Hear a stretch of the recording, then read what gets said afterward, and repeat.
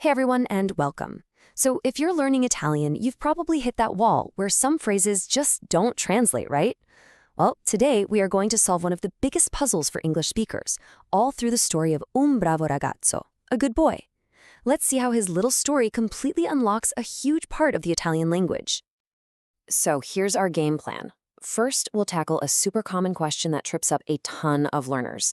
Then we're going to meet Marco, and trust me, his story is going to make everything click. After that, we'll nail down the key expressions you need, learn the numbers and months to actually use them, and finally, we'll talk about a whole new way to, think in Italian. All right, let's dive right in. The main issue, the one we all face, is that we try to translate word for word from English. It just feels natural. But with Italian, that's a total trap, and it can lead to some really confusing and kind of funny mistakes. Just take a look at this. It's a perfect example. In English, we say, I am thirsty. It's a state of being, right? It's what you are. But in Italian, it's io ho sete. And that literally means I have thirst. See that? We've switched from the verb to be to the verb to have. And that leads us to the big question. Why have? Why not am? Well, the answer is all about a different way of thinking. In Italian, a lot of these physical feelings aren't something you are, they're something you possess, something you're holding on to. And to make this crystal clear, we need to meet a guy named Marco. Okay, so let's get into the story of Marco, our bravo ragazzo, our good boy. His little adventure here is going to teach us pretty much everything we need to know about this whole concept. So the story starts like this. Marco is in bed, and he calls out to his mom. He says, Mama ho sete.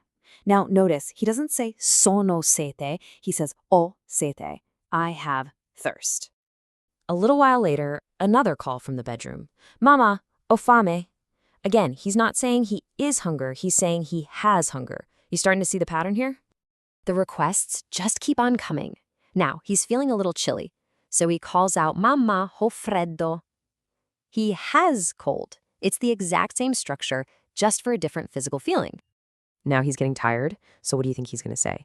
You got it. Mama o sonno. I have sleepiness. Finally, as he's about to fall asleep, he gets a little scared. He calls out one last time. Mama ho paura. I have fear. And this is our very last clue before the big reveal. His poor mother, she's been running back and forth all this time. She comes in and says, non avere paura. Literally, don't have fear. And then she says, non sei più un bambino, you are not a child anymore, which probably makes you wonder, just how old is this good boy? Marco is 35 years old, and this is just perfect because it shows us the last piece of the puzzle. In Italian, you don't say you are a certain age, you have years. So Marco would say, ho 35 anni, I have 35 years. Okay, let's break down everything we just learned. Marco's kind of funny story just gave us the complete solution. There are these key fundamental expressions in Italian that are all built around the verb avere, to have. So here's the absolute key.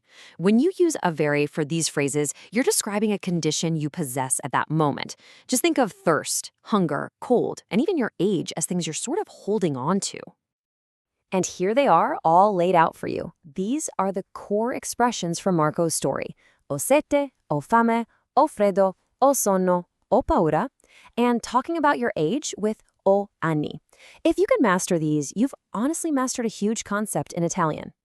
So now you know how to talk about your age, but let's actually give you the tools to do it. We're going to do a quick run through of the numbers and months so you can say exactly how many years you have. The great thing is, counting in Italian is really logical. You start with the basics, 1 through 10. Then you get numbers like 11, 11, and 12, 12, which follow their own little pattern. But once you learn the tens, like 20 for 20, 30 for 30, 40 for 40, you can pretty much build any other number. It's a system you can pick up super fast. And here are the months of the year. Now you might notice something a little weird starting with September. Here's a fun history fact. The original Roman calendar only had 10 months.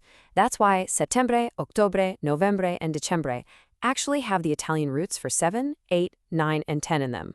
Luglio and Agosto were added later on to honor Julius Caesar and Emperor Augustus.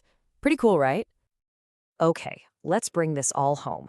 We've gone through the rule, we've seen all the examples, but what's the really big idea here? What's the main takeaway?